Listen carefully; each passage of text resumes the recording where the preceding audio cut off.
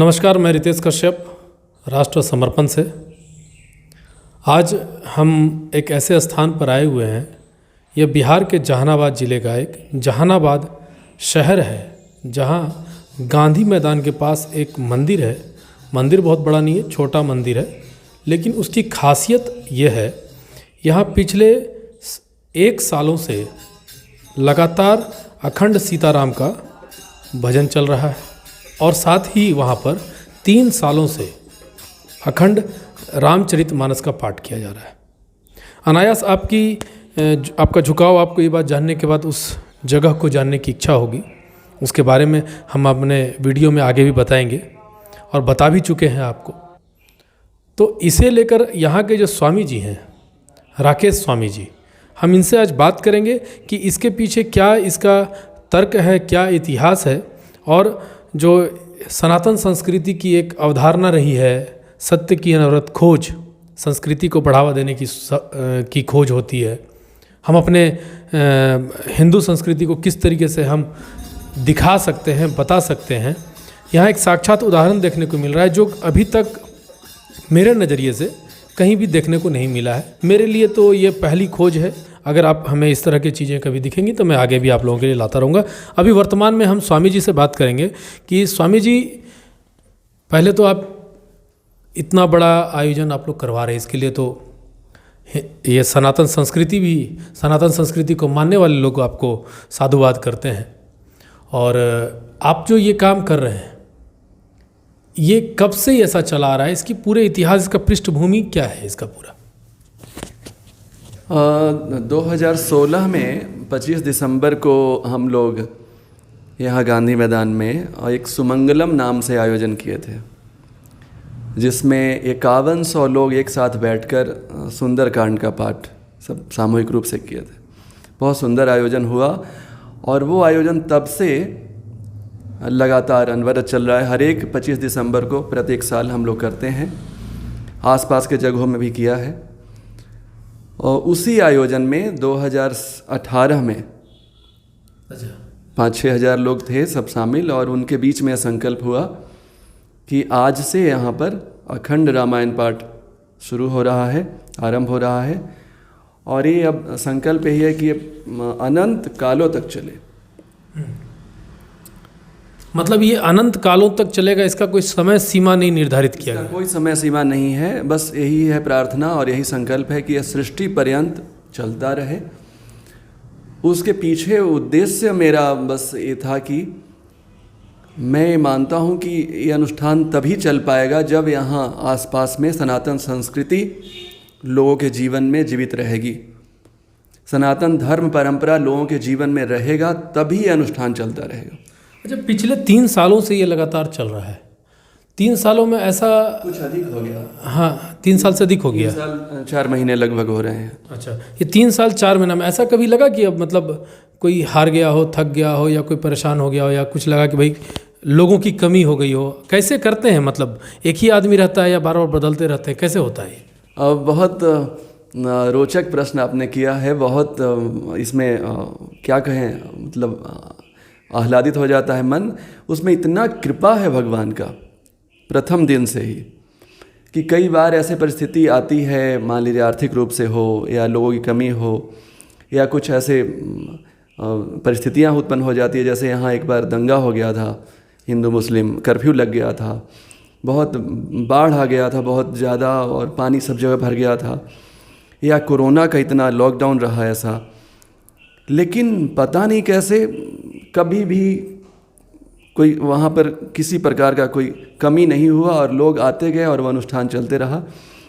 प्रत्येक समय में ऐसा निश्चित किया हुआ है संस्थान की तरफ से कि वहाँ कम से कम 2 लोग रहेंगे रामचरितमानस के लिए। हाँ, रामचरितमानस पाठ में कम से कम 2 व्यक्ति हमेशा रात में 2 बजे भी, सुबह के भोर में भी और दिन में भी, प्रत्येक समय कम से कम 2 लोग तो रहना ही रहना है।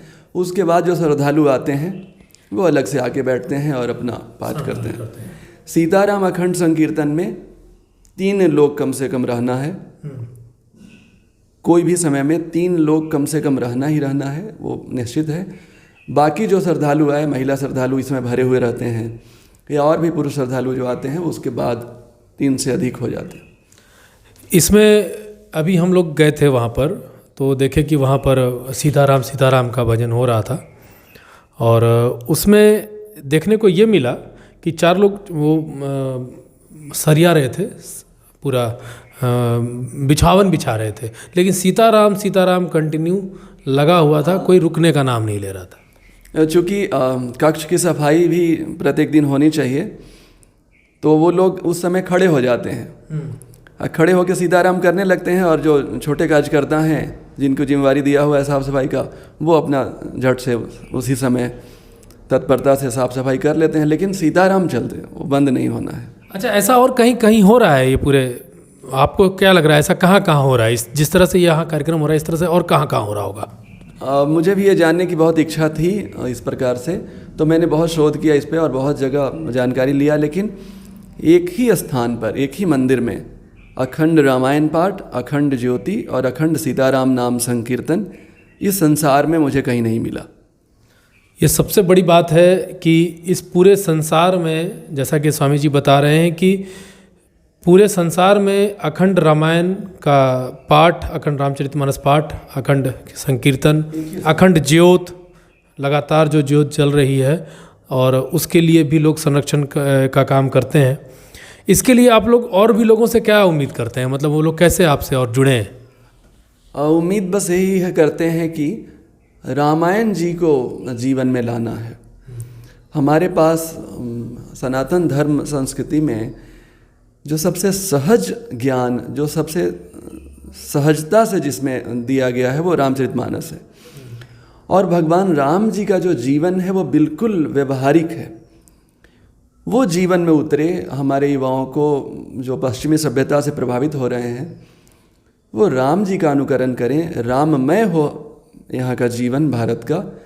बस इसी उद्देश्य से शुरू हुआ है, और हम बस यही चाहते हैं कि अधिक से अधिक लोग इसका अनुकरण करें, इस अनुष्ठान से जुड़ें, और अपने घर में ये अनुष्ठान मात्र जहानाबाद में न रहे, ये प्रत्येक आंगन में होना शुरू हो जाए, सबके जीवन में घटना शुरू हो जाए। आपका ये अभियान है कि ये सिर्फ एक मंदिर के प्रांगण में ना सही, ये हर घर में पहुंचना चाहिए, और भगवान राम का जो व्यवहार है वो पहले भी प्रासंगिक था और आज भी प्रासंगिक है, और सदैव प्रासंगिक रहेगा। चाहे आप कितना भी भौतिकवाद वाली दुनिया में आप आ जाए, पश्चिमी सभ्यता को लेकर के आप आगे बढ़ावा दें, लेकिन फिर भी अंततः कई जगहों पे आप देखने को मिलेगा। आप श्री श्री रविशंकर जी महाराज की बात करें तो ये भी पूरे विदेशों में भ्रमण करते रहते हैं, और ये भी देखने को अब मिलेगा कि पूरे विश्व में कहीं ना कहीं सनातन संस्कृति, सनातन सभ्यता, हिंदू संस्कृति को बढ़ावा मिल रहा है। लोग हमारे पहनावा को पहनने का प्रयास कर रहे हैं।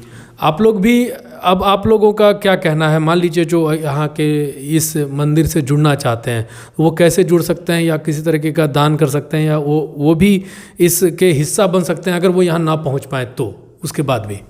हाँ, निश्चित रूप से जो लोग दान करना चाहते हैं वो ऑनलाइन कर सकते हैं, बाहर से भी, या किसी प्रकार का सहयोग करना चाहें तो वो वेबसाइट अभी तो नहीं बना है, बहुत जल्दी उस पर काम हो रहा है, लेकिन फेसबुक पेज वगैरह इसका है, और यहाँ तो स्थानीय रूप से काफ़ी लोग इसके चर्चा करते रहते हैं फेसबुक पर और बाकी सोशल मीडिया पर।